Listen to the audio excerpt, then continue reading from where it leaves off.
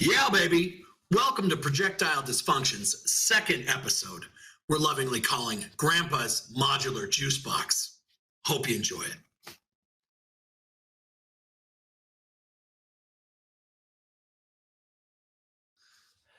Hi, everybody. Welcome to Projectile Dysfunction, a video gaming podcast for some gamers that have been around for a while.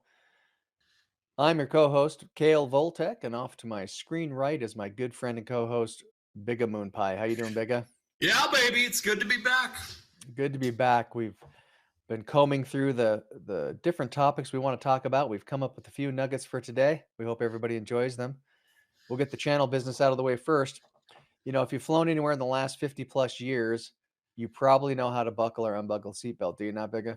You should absolutely know how to buckle your seatbelt. Yeah, and if you watch any YouTube videos lately, well, you know how you get notices when a new video has been posted by the channel, or what you can do to show your approval of the video content. And Cael's too much of a gentleman to say we need you to like and subscribe. yeah, so that's the only time you're going to hear that. So from here on out, we're just going to say, buckle up. Buckle up. Buckle up. So we hope you enjoy the content in today's episode. All right, Bigot, you know, we're going to have a few episodes here that back to back that we're going to talk about the next big thing coming for Star Citizen, and that is the 323 patch. It's a massive patch. We've talked about this several times. In fact, we weren't sure how they were going to get it all in there without having just, you know, a massive amount of problems. That to us, that was a huge risk, and I think it'd be a bad time right now for them to kind of go backwards in my mind. I think they've made good progress forward. But you told me earlier that you heard or have been hearing that they might be doing this in phases. So maybe not all at once. They're going to break it up, it sounds like, into three phases. We're going to see phase one. And I think by before the end of the month. And there, like we said, it is so many things are coming out, and I thought it'd be fun to maybe go to the release view on the website and have a look at what we're going to see for sure, and talk about the things that we're excited about. But we are going to see it in phases, and I think the stuff that I've heard from most of the guys that have been testing it, they've been real positive. They say it needs a little more polish, but from just the progression from day to day, to me, it looks like things are going good. And phase one is going to be playable, and I think that that's important. Like I'd rather be able to get my hands on some of this and play it and have fun. And then if we have to wait a little bit more for everything else to come out, really like what we said, we've seen a lot of content. I think from Squadron 42 is getting put into the PU, and I think maybe if they try to do it a little bit too quick, they might break the mold. So I think you're right that. Especially the drum beat seems to have been picking up lately. We came in at 322. Again, I hadn't seen it in quite a while. You were mentioning earlier that, you know, at 318, the problems with 318, we don't want to see that again. So, yeah, I think the pace that they're going, I would much rather have them break it out and be successful in the chunks instead of just dropping the whole thing and going backwards. So and I think 322 was a fun update too. It was just kind of yeah, that's all the new game loops with the reclaiming and stuff was all the salvage. That was great. All right, so what do we got in 323? All right, so what we're looking at for sure, we're getting the character creator, which I think, that'll be fun. I never really spend a whole lot of time making a character, but there are a few things that I like. I think, like everything everybody else says, I'm excited about facial hair. I want to put a gray beard on my guy. Yep. What do you think? You excited about character creation? Yeah, I mean, I think excited might be too strong, but Okay. I think you know, most modern games that have good character creation seem to resonate really well with players. I thought it was a little light in the beginning.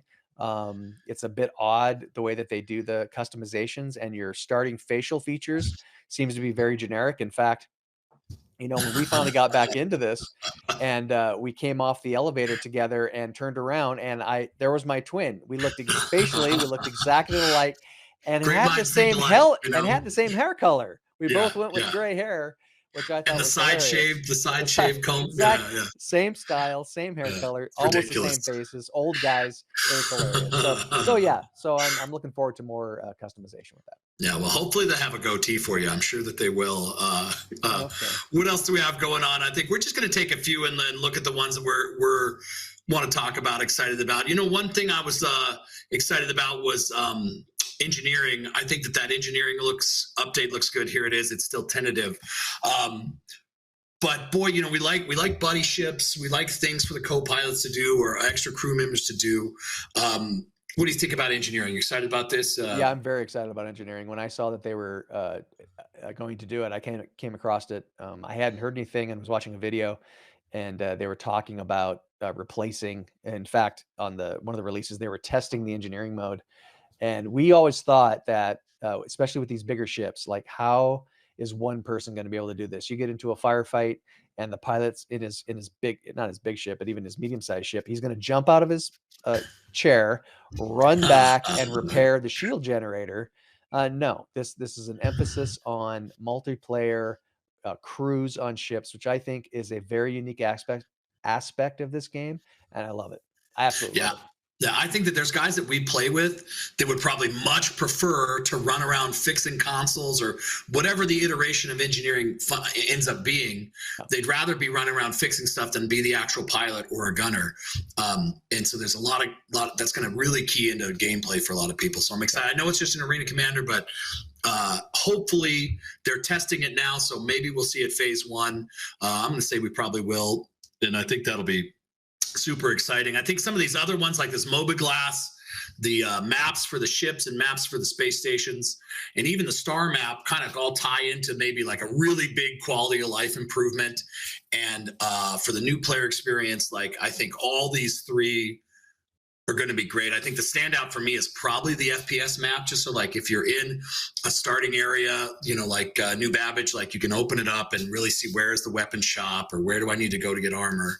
Yeah. I think that's going to be great. I mean, the star map are probably bigger than that, but what do you think about the quality of life? Well, I agree with that 100%. We talked about it that even in the beginning, it can be very frustrating, especially for the new players. If you're in these newer areas, these bigger areas, there's a lot to look at. I think they've done a fantastic job with the way it looks. But man, you're just looking to find a new weapon for my gun or for my ship, or I'm starving or I'm dying of thirst, and I can't find the only place in Lorville that sells food and water, and you know the name of the store, but you can't find it. Get on your phone, like, how do I find Cousin Crows on the internet? You're watching a YouTube video. Yeah, so that'll be really good. And then the ships. I mean, once again, people learning their ships. You're going to figure it out after a while, but I just like it's a good immersion. I like the immersion. Yeah. Well, I think that's another reason why it's exciting. Like I kind of take it from like a smaller perspective. Like I like my little ships, and I think like I have kind of a small game in mind. But like we're gonna have ships in this game big enough that they need their own mini map. How do I get to the med bay on the Carrack, or which floor is the med bay on the 890 jump? Yeah. And that's just so cool. Like, it's cool that your own ship is going to be so big. Yeah. Well, especially if you're a crew member, right? Like you say, hey guys, come on. And you get in a Carrack, or you're getting in a ship that has a med bay, and they get hit on an FPS mission or something like that. You want them to get healing, So I think that'll be very good for that.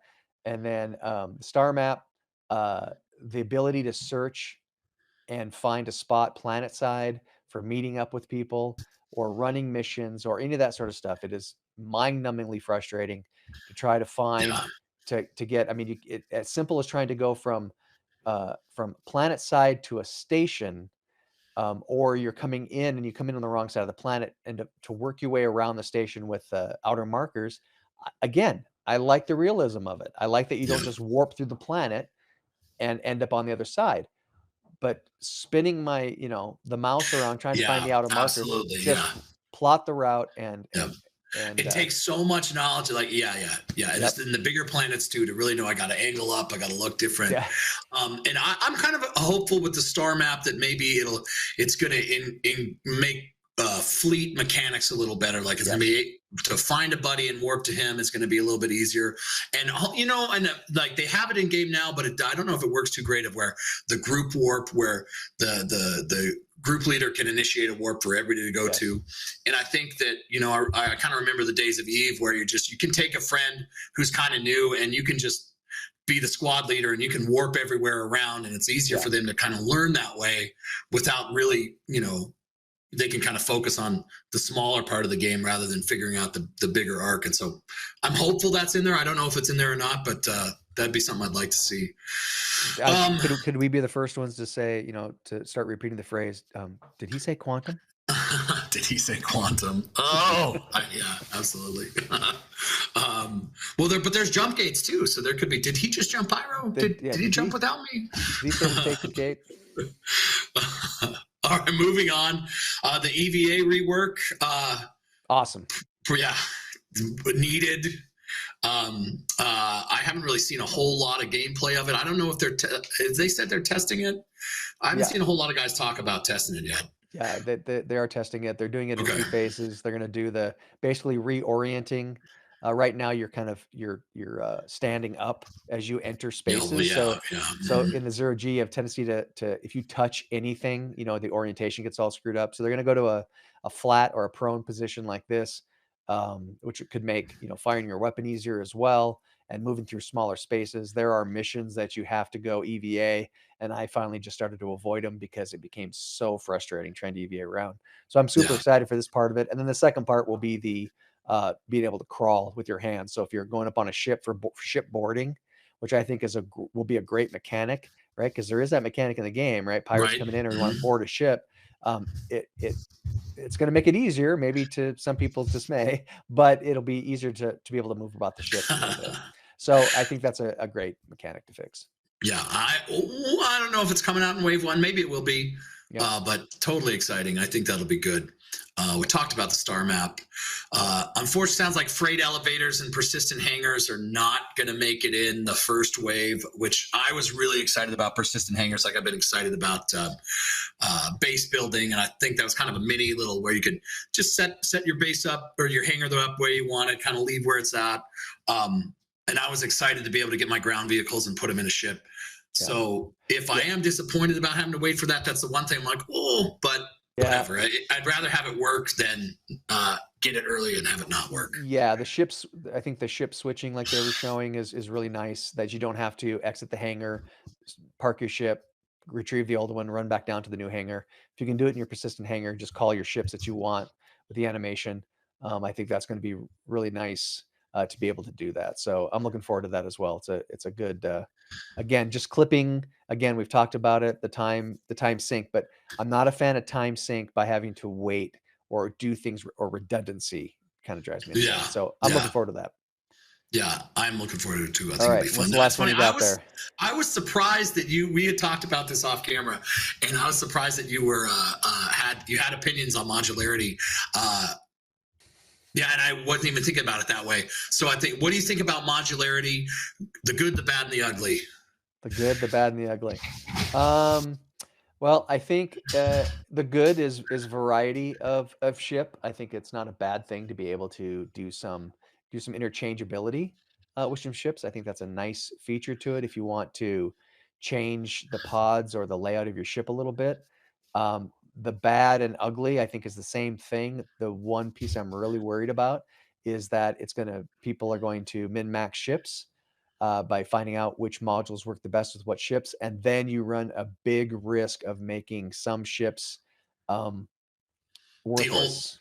Or like just this is not the only cargo ship, or this is the only And in a game where people have paid real money for ships to make it potentially useless because another ship that's in its class can have a modular fit to it, or its modular fit is better, heads and tails better, then you just kind of go down this whole rabbit hole of balancing all of that. And that kind of scares me that way.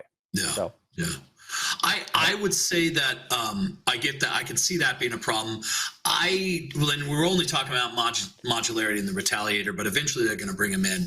And I think that one thing that bugs me is, like, quote unquote, hanger clutter or screen clutter. So I like the constellation. You know, like I liked the Taurus having a big cargo hold if I'm going to go out and have some ground vehicles, or I want to move some cargo. But then I like having the snub fighter of the Andromeda if I just want to do that. But I don't necessarily like having 3 of the same ship in my scrolling through. Yeah. I'd almost rather be able to, oh, what do I want to do today? I'm going to put a big cargo hold on it. Now, I don't know if they're ever going to have modularity like that. They probably won't. But like, I own the Zeus. Looks like that's going to get, they're saying that it's just in beautification right now, so we could see that soon. But I like the idea of, do I want a bounty hunt? So I'm going to put in the prisoner module. Do I want to move some cargo? I'm going to put the cargo module in, and then I can just have one Zeus. Like, I don't need 3 Zeuses. Yeah, I can see that as a positive for sure. Just making those are simple change outs. But if you can change out complete weapon systems and some other stuff, and maybe I could be completely wrong with master modes, which we'll talk about in future episodes. But with master modes, maybe it's not a problem, and as we learn more about it. So I think those are great points. We did, in fact, say that ask us what you want and we'll answer it. And we got a good comment on our first video, and I'm going to definitely let Cael answer this because it's in his wheelhouse. But Teknohed asks, I would love you guys to break down your current rigs. I'm looking to get a new desktop and play Star Citizen myself. Curious what I need to get started. Yeah. And I love computers, but I think that Cael's got a lot more on this. So what do you think, buddy?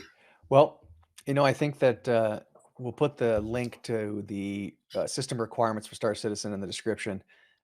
This is a classic case. I say with most games is that I feel the minimum requirement, they come up with that to try to convince people that they can play it with their older hardware, only to have to upgrade. So they're artificially supporting their hardware industry. Recommended is usually you want to start with recommended. I always say that's probably a good place to start, not where you want to end up. And I think this is no different. They're calling for on the recommended ones, not the minimums, but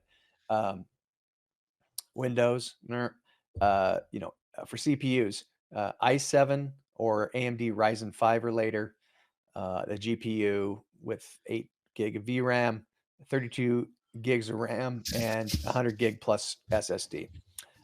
If you went with 100 gig SSD, that would leave you almost no room from an operating system after you installed Star Citizen. So I would say you want at least a 500 gig SSD at least. And given the price, you might as well throw a terabyte in there as well. Memory, 16 has become kind of the default anymore, but again, because of pricing, it's been volatile in the past. But I'd say 32, 16 at a very minimum.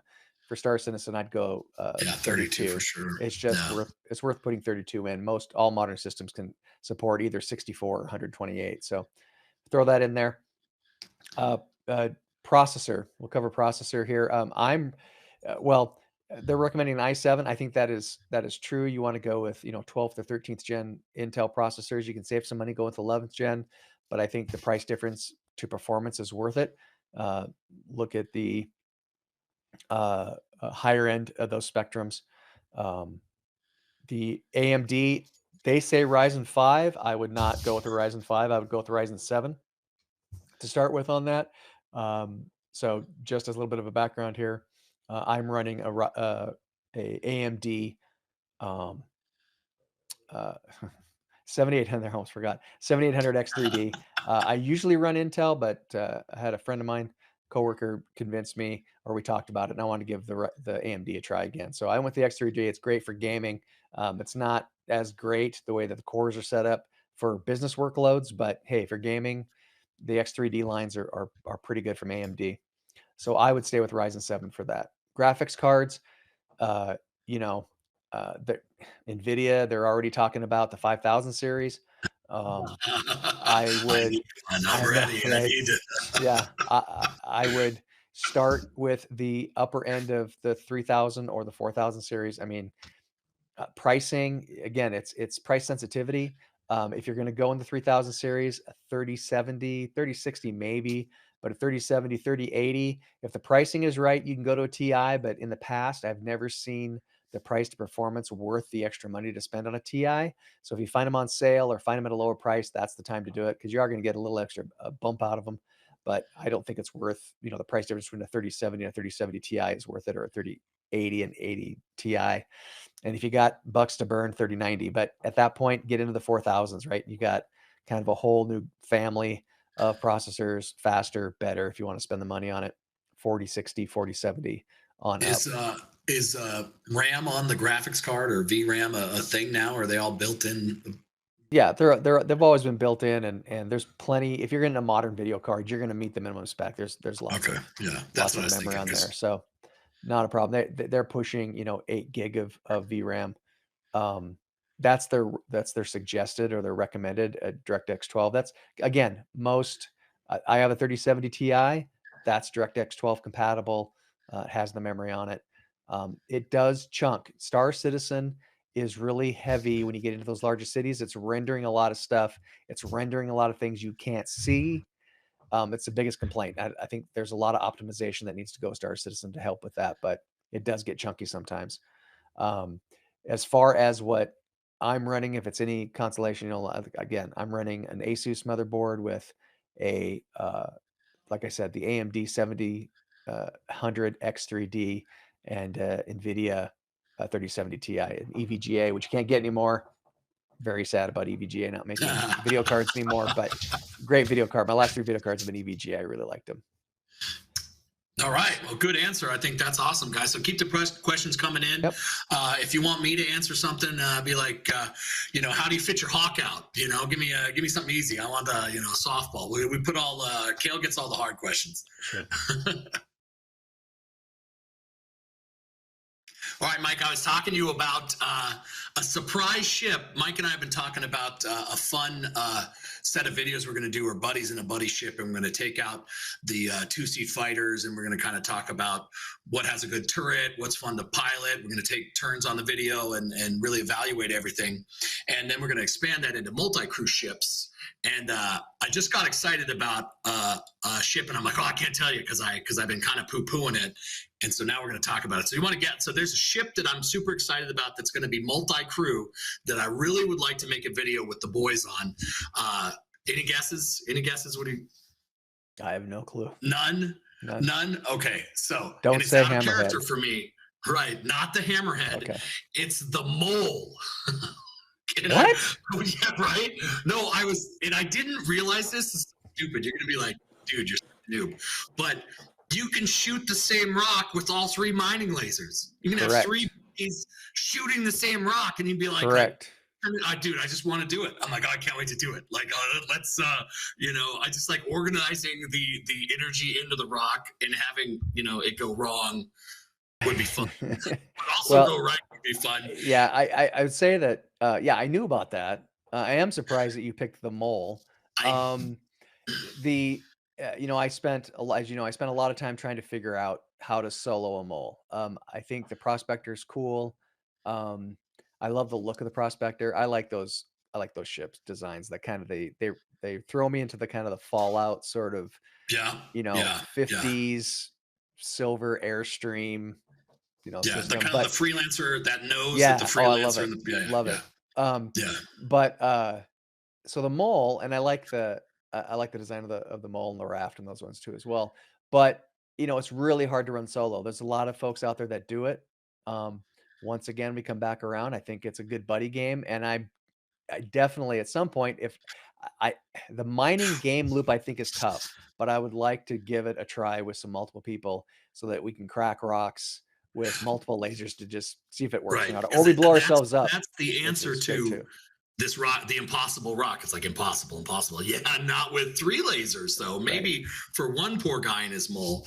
And because I've always said that the Mole is a good ship to make soloing it suck, because the pilot seat is so much further back. You have to walk back to the main, and I'm like, it's not like, and I don't know how you get.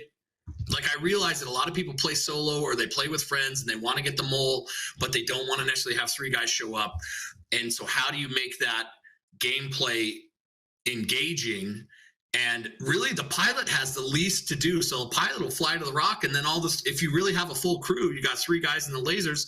They're all sitting there coordinating, and the pilot's just kind of keeping their distance to the rock. Right. Because it's very important to get nudge up on that rock in the right angle to get all 3 of those lasers on it, right? Yeah, I do think that you can do it successfully with 3 because since the main laser's in the same general area as the main seat, so you can flip around and get in it. But the side lasers, you're out. It's 2 doors and a ladder and 2 more doors or 1 more door to get into it, and it's a pain in the butt. So I think having 2 maybe, but 3 people I think would be perfect. I would like to try that. And I think how you get people to do it, I was gonna say, how do you make people do it? It's like, excuse me, it's like the reclaimer. The you can do it on your own, but when you have multiple people playing, it's because then the turnaround time can be faster so that you can make yeah, money at it. And I think they need to improve the mining game loop in such a way that mining, because it's slow, the mining part. And I think the kick to the sensitive area comes when you take the ore back to the refinery and you have to go dock yeah. into the station, walk to the refinery area, walk up to the refiner. If it's not bugged out, start a refining job and wait for it. Again, there's that time sink, and the options generally suck. They're overloaded, like, so it has to be fixed. Okay. I would And rather then you have, got 3 guys on the mining ship sitting in lasers waiting for you to walk to yeah, unload it so you can go yeah, back out again, right? yeah. So, Hopefully they can. I mean, I should be able to land, unload it into an elevator, unload the mining pods into an elevator, because remember, the prospector can come and take the mining pod out of a mole and run it back mhm. for refining one at a time, but they can do it. So I think if the pods can come off, I would love to see you go to a landing pad, you can take the pods off, or there's a refining uh, kiosk on the pad. So you can just you don't have to run all the way through the station to do it. Yeah. It's painful. I tried and I tried to be very positive about it, and I did it about a dozen times, and then I haven't been back. So we're gonna set you at the table. We're gonna give Grandpa his juice box. Then Yes, we're gonna run in. yes, We're gonna ginger sell all the snaps. stuff. Yeah, we'll come back. And then Absolutely. the mole's got a really nice. If I remember, it's got a good little galley in there for you Oh, to it's hang a out in, right? there's people that drive the mole as a daily driver, right? Yeah, Same with the raft, same with what's the towing ship, that people have been using that as a daily driver too. So they're great design ships. They're fantastic, but using them for their purposes might is I hate to say it, it's boring. It's all just right. Well, boring we're enough. gonna take it out, and I'm gonna see if I can cheer you up with just Okay, banter the whole time. sounds good. All right, well, we come to the end of another episode. Bigga, what do you think? 1 out of 10. Would you record it again? Oh, we definitely need to record it again, but we're too old for that. We got to get on to Too old. episode 3 now. It's You yeah, know. it's getting kind of late. I have some ginger ale and a bed calling my name. So I want to thank everybody for listening. We really appreciate it. Put the questions down there and make sure that you buckle up and have a great night or the great rest of your day. Thanks, Yeah. everybody. Appreciate it, guys. Night night.